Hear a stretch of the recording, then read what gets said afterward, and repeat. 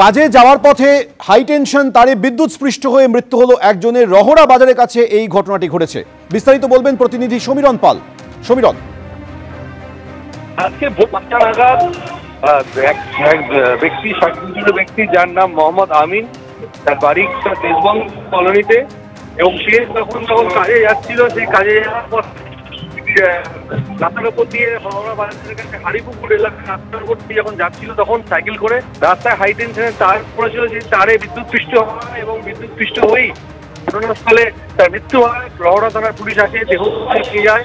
এলাকার বাসিন্দাদের অভিযোগ যে রাতেই রাস্তার উপরে হাই টেনশন ছিল এবং তারপরে এই মর্মান্তিক দুর্ঘটনা ঘটে। সৌমেন, ধন্যবাদ সমীরণ।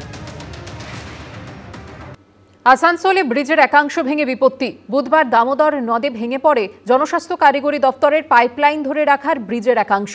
আজকে পড়েন একজন শ্রমিক। প্রায় ২.৫ ঘন্টার চেষ্টায় তাকে উদ্ধার করে বিপর্যয় মোকাবিলা বাহিনী।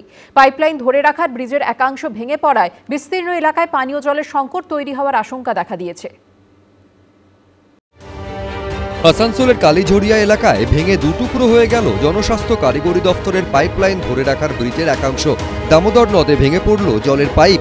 বুধবার দুপুর ১টা নাগাদ এই ব্রিজে কাজ করতে গেছিলেন একজন শ্রমিক। তিনি ব্রিজের একাংশ পেরোনোর পরই হুড়মুড় করে ভেঙে পড়ে সেটি। মাঝ নদে আটকে পড়েন তিনি।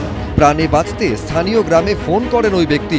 ব্রিজ ভেঙে পড়ার খবর পেয়ে ছুটে আসেন এলাকাবাসী। ঘটনাস্থলে পৌঁছয় হীরাপুর থানার পুলিশ, বিপর্যয় মোকাবিলা বাহিনী ও জনস্বাস্থ্য কারিগরি দপ্তরের আধিকারিকরা। প্রায় ২.৫ ঘন্টার চেষ্টায় আটকে পড়া শ্রমিককে উদ্ধার করা হয়। হঠাৎ করে ফোন এলো গৌতমের যে ভাই ব্রিজ ভেঙে পড়ে গেছে মাঝে থেকে, আমি ওইদিকে আটকে আছি। আমরা তো শুনে অবাক যে ব্রিজ ভেঙে পড়ে গেল। দুজনে এসে দেখি ওই পারে আতঙ্কে দাঁড়িয়ে আছে। ওর সঙ্গে ফোনে কথা বলি, ওকে আশ্বস্ত করি। তারপর ডিজাস্টার ম্যানেজমেন্টের লোক এসে পড়ে ওকে উদ্ধার। অবৈধভাবে বালি তোলার ফলেই ব্রিজের একাংশ ভেঙে পড়েছে বলে অভিযোগ এলাকাবাসীর। ব্রিজের যে পিলার, সেখানে কোনো বালি নেই, পুরো ফাটল ধরে গেছে একদম। অবৈধভাবে তো বালি চলছে, চুরি চারবারি করে তো বালি চালাচ্ছে, ঠিক আছে। ব্রিজের নিচে কোনো বালি নেই, সেই কারণের জন্য তো ব্রিজটা ভেঙে পড়েছে। এমনকি প্রত্যেকটা পিলারের মাঝে পুরো গ্যাপ হয়ে গেছে। কারণ একটাই, সেটা হচ্ছে আপনার অবৈধভাবে বালি উত্তোলন।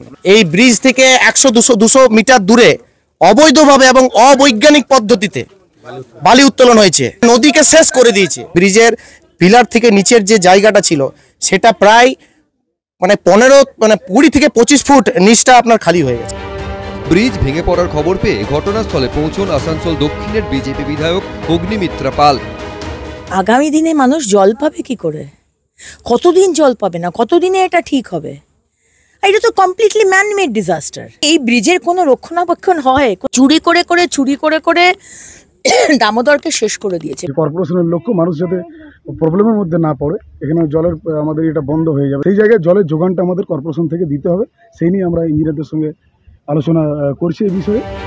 স্থানীয় সূত্রে খবর, ১৯৮৬ সালে প্রচণ্ড ঝড়ের কারণে একবার এই ব্রিজটি ভেঙে গেছিল। এবার ফের ব্রিজ বিপর্যয়ের কারণে কতদিন পানীয় জলের সংকট চলবে, সেই প্রশ্নই ঘুরছে শয়ে শয়ে মানুষের মনে। কৌশিক গাতাইত, এবিপি আনন্দ, পশ্চিম বর্ধমান।